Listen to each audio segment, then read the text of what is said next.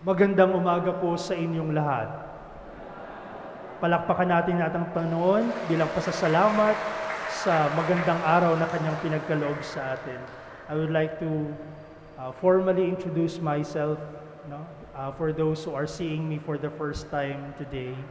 I am Father Ron, and I am your new pastor here in the Immaculate Conception Parish, GSIS. Ako po ay pinadala ng ating obispo, Bishop Honesto Ongtioco, to take the place of our beloved Father Nick Salamanca. Kaya sama-sama po tayong maglingkod sa ating Panginoon sa gabay at kalinga ng Mahal na Birheng Maria. And today, my dear friends, we are celebrating the 12th Sunday in Ordinary Time. And we continue contemplating the Gospel of Mark. And today we hear of that very interesting episode in the life of Jesus and his disciples.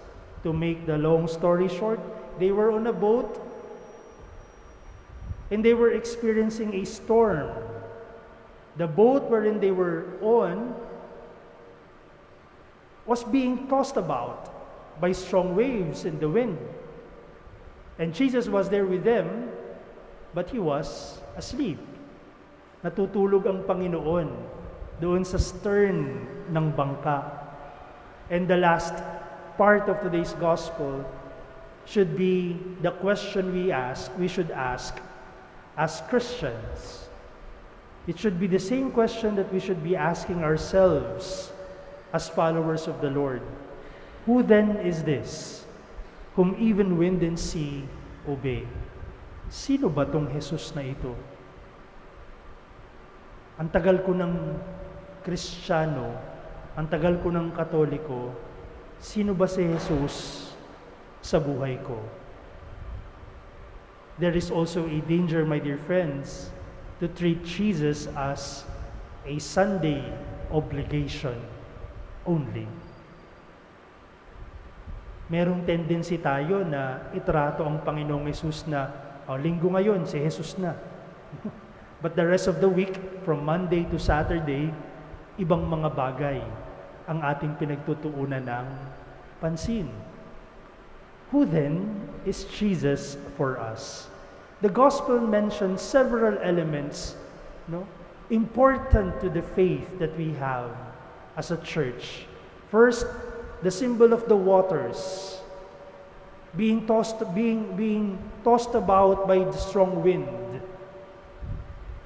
Isang maalon, magulong katubigan. Ang simbolong ito ay hindi first time na marinig natin. In the Old Testament, we hear of course of the flood in the time of Noah. Pinapaalala sa atin ito, how the world was cleansed by God. But it all leads us back to the story of creation. Prior to the creation of everything, there was a great chaos. A great chaos. In the Hebrew language, tohu tubahu. Magulo.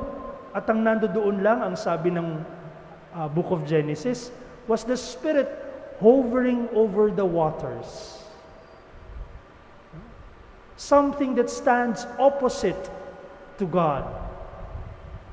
A great disorder. And so the symbol of water in today's gospel reminds us of the tribulations we go through in life.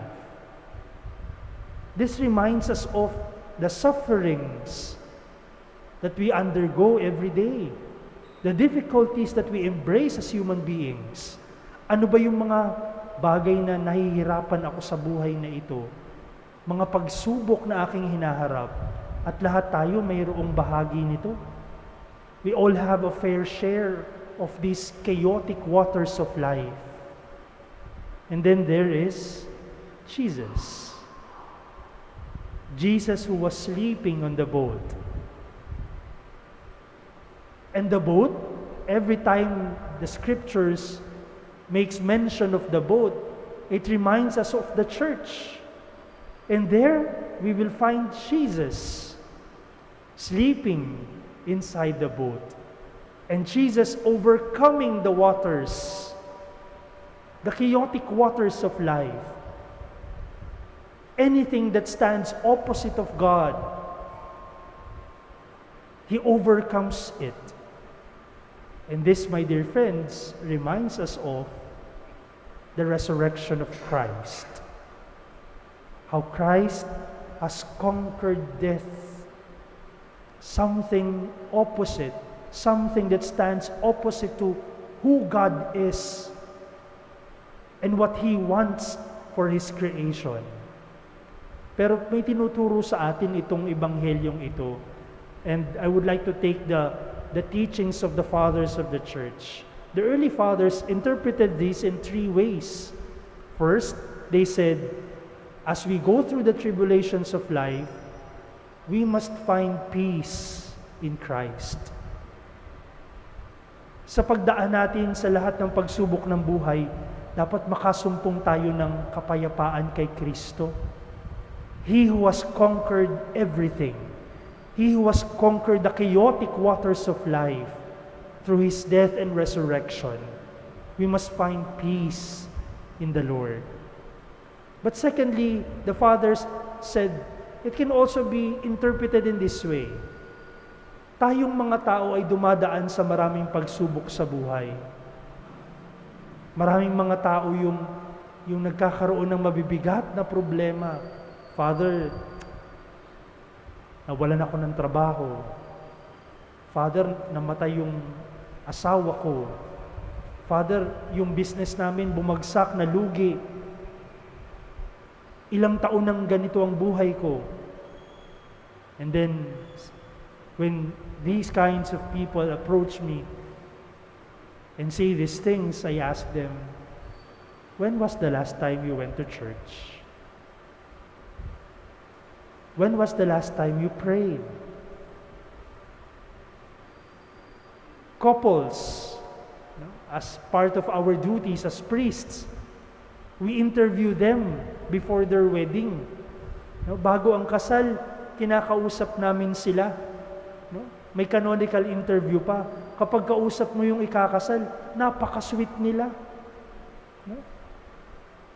Kung mag-holding hands, kung maghawakan, talagang kala mo ayaw maghiwalay. No? Parang nang-iinggit pa. Pero pagkatapos ng ilang taon, babalik sa akin minsan yung iba, tapos ay pagharap sa akin, yung lalaki nandito, yung babae nandoon. Yung babae, iyak ng iyak, Father. Tapos yung lalaki naman nakasimangot. Nag-aaway na, gusto nang maghiwalay. And then I throw them just one question. I ask them, kailan kayo huling nagsimbang magkasama? Kailan kayo huling nagdasal na magkasama? And they aren't able to answer. We go through the troubles of life, and the fathers of the church tells us, we allow Christ to sleep in our life.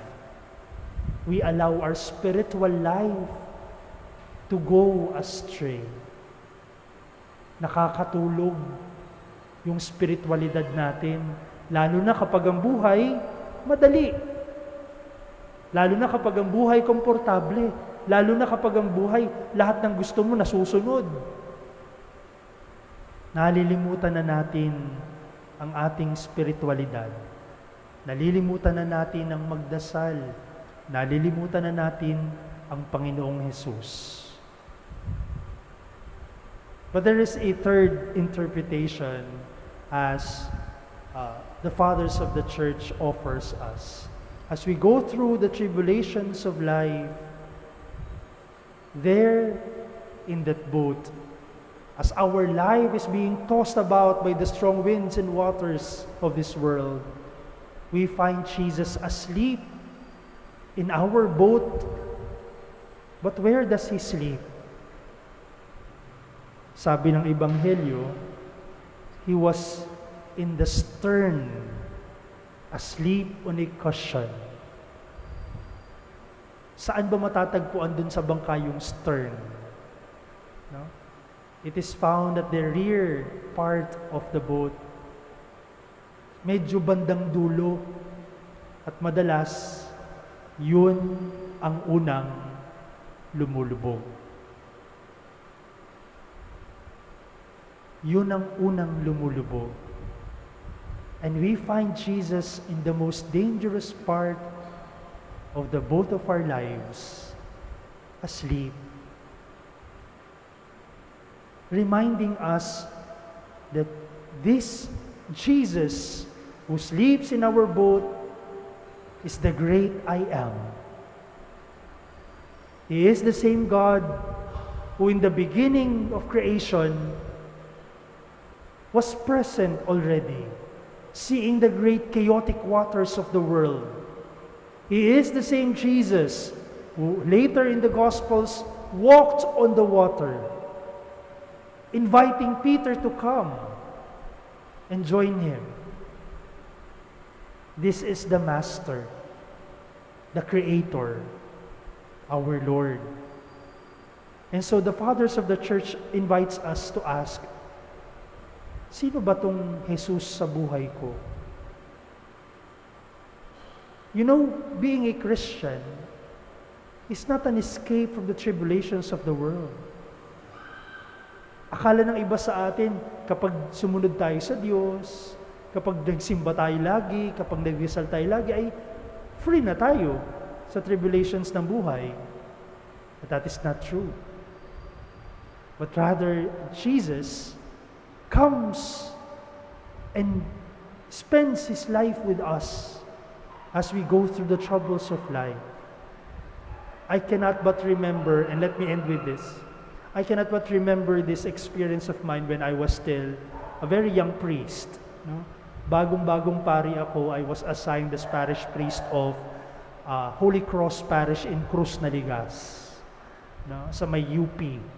At doon ay may lumapit sa akin pagkatapos ng misa na isang babae at siya'y umiiyak. Sabi niya, Father, pwedeng magkumpisal? Sabi ko, oo naman. Sige, maupo tayo. Naupo kami sa one of the pews. At nakatingin siya sa akin at umiiyak siya.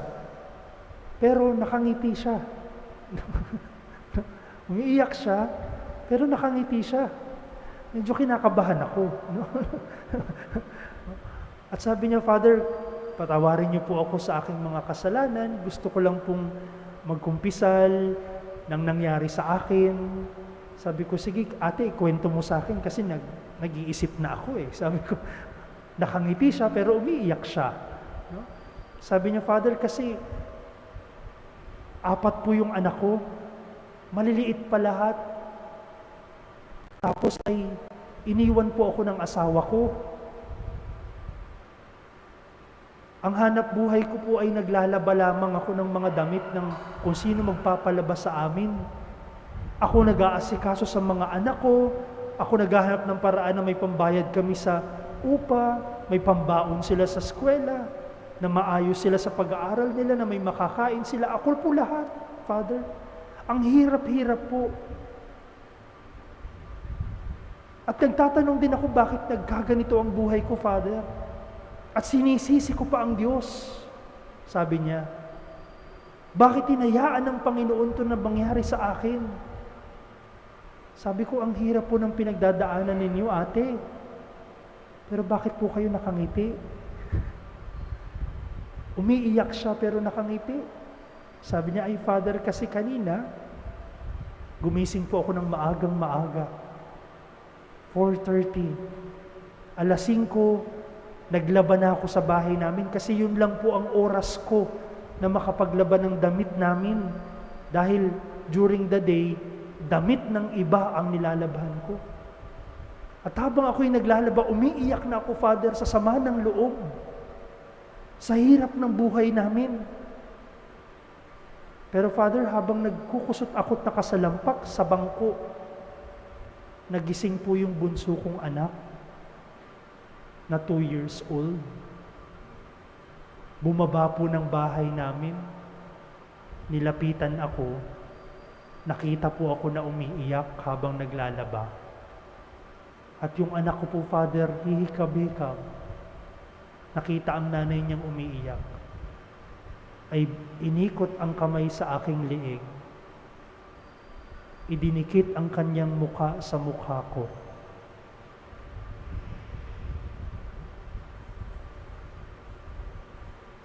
And Father, para po akong binuhusan ng malamig na tubig. Parang sumagot ang Panginoon sa tanong ko na bakit ang hirap ng buhay ko. At ano ang kahulugan nito?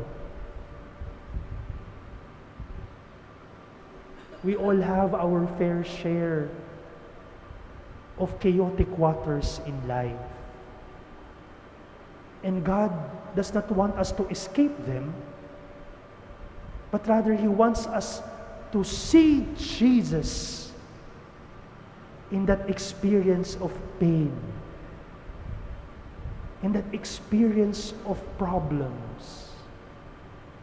And so today, my dear friends, let us examine ourselves. First, we go back to our own problems in life. Yung sarili nating mga pinagdadaan ng bagyo. And secondly, let us ask ourselves, do we recognize the Lord in all these experiences? A mature Christian will always ask, Lord, anong sinasabi mo sa akin? Lord, anong gusto mong gawin ko sa gitna ng mahirap na buhay na ito? And we will be surprised if we pray truthfully and honestly and with all humility, we will find Jesus sleeping in our boat, the master of the sea, the master of creation, who can easily give meaning to our problems and struggles in life.